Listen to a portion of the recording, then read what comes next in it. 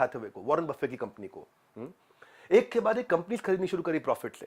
कई insurance company खरीदी, बीएनएसएफ जो रेल रोड था वो खरीदा। इन्होंने क्या किया, ये देखते थे एप्पल और कोका कोला जैसी कंपनी को ढूंढ के बड़ा पैसा उसमें इन्वेस्ट करते थे। मंगर ने बर्कशायर हैथवे के उस समय शेयर खरीदे थे $7 में। उस समय आज $5.5 लाख का लगभग शेयर है। मंगलवार का बता रहा हूं मैं आपको, इतना बड़े वेल्दी हो चुके थे।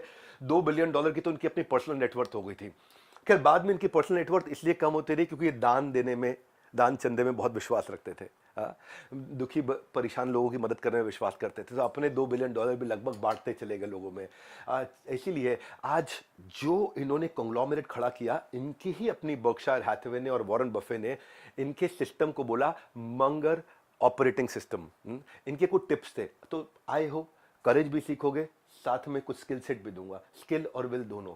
पहला इनका टिप क्या होता था, जो बड़ा पैसा है वो खरीदने बेचने में नहीं है, वो वेट करने में है।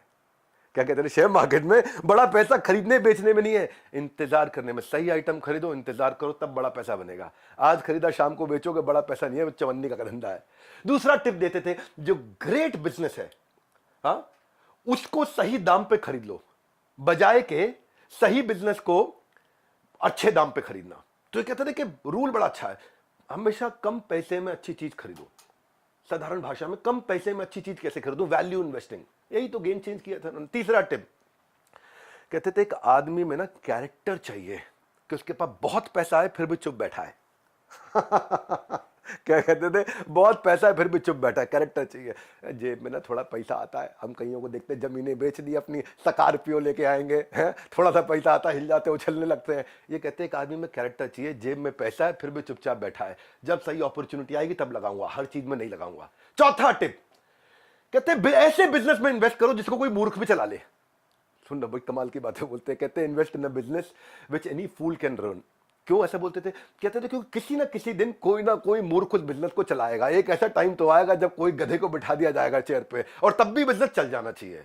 क्योंकि अगर थोड़ी सी मिसमैनेजमेंट हुई और बिजनेस हिल गया तो फिर वो बिजनेस ही नहीं है। ऐसे बिजनेस में पैसा नहीं लगाना भाई साहब।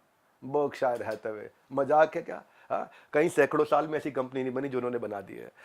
इनका टिप नंबर 5, आपको चाहिए पेशेंस और डिसिप्लिन अपने लॉसेस को सहने के लिए। पागल मत हो जाना कोई लॉस हो जाए तो। पेशेंस और डिसिप्लिन लॉसेस को सहने के लिए चाहिए। Manage the adversity without going crazy. जबरदस्त है। छठा टिप दे देता हूं आपको, क्योंकि आज तेज चल रहा हूं बहुत। ये कहते थे, कोई भी इन्वेस्टमेंट में मेरे 3 बास्केट होते हैं, हाँ, ना, समझ नहीं आया। तो बड़ी सिंपल सी बात है जी, हाँ, ना, समझ नहीं आया। जो समझ नहीं आया उसमें नहीं लगाना, ना मैं बिल्कुल नहीं लगाना। इसलिए जिसमें क्लियर हाँ है बस उसी में लगाऊंगा। Clarity is power. बड़े गहरे लेसन है। इस एक वीडियो के अंदर इतना कुछ सीख जाओगे, गेम चेंज कर जाओगे। अपने बिजनेस में भी ये लगा देना। टिप्स नंबर 7 कहते थे कि अपनी इनकम के अंदर जियो ताकि सेव करके इन्वेस्ट कर सको, उसके लिए सीखो। ये कहते थे, मैंने अपनी जिंदगी में खुद अपनाया है। ये हमेशा इन्होंने अपनाया। एक बार